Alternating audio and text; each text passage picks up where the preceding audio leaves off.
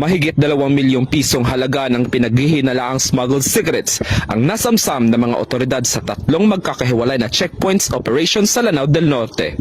Kabuuang 3,086 rims ng kontrabandong sigarilyo ang nakupiska sa sunod-sunod na operations noong Hunyo 19 hanggang Hunyo 21. Sa unang operasyon sa Pantar Regional Border Control Point noong Hunyo 19, naharang ng mga otoridad ang isang puting Mitsubishi vehicle mula Marawi City patungong Iligan City. Natuklasan sa loob ng sasakyan ang 536 rims ng Canon cigarettes na nagkakahalaga na mahigit 428,000 pesos.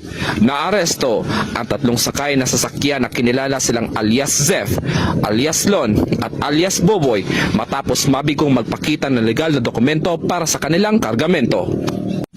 Samantala, noong Hunyo 20 taong kasalukuyan sa Barangay Samburon, Linamon, Lanao del Norte, nasita ang isang Isuzu drop-side truck matapos mapansing hindi nakasuot ng seatbelt ang pasahero. Sa masusing inspeksyon, tumambad sa mga kapulisan ang 1,750 rims ng Berlin cigarettes na may tinatayang halaga na 1.4 million pesos. Nabigong magpakita ng kaukulang dokumento ang driver na sina alias Leon at kanyang kasama ang alias Leo. Kinabukasan, Hunyo 21 taong kasalukuyan, isa namang operasyon ang isinagawa ng Barangay Libertad, Kulambugan, Lanao del Norte. Nahuli rito ang isang Kia Bongo truck na may kargang 800 rims ng Boss cigarettes na nagkakahalaga ng 640,000 pesos. Lula ng sasakyan sina alias Alcader at alias Alshamer na kapwa na bigong magpakita ng legal na dokumento para sa kanilang kargamento.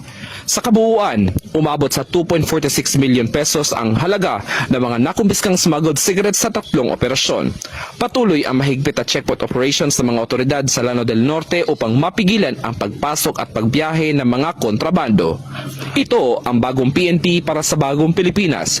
Serbisyong mabilis, tapat at nararamdaman. Mula dito sa Lanao del Norte Police Official Office, ako yung PNN Correspondent, Patrolman Kim Luna, Alagad na Batas, tagataguyod ng Balitang Pulis.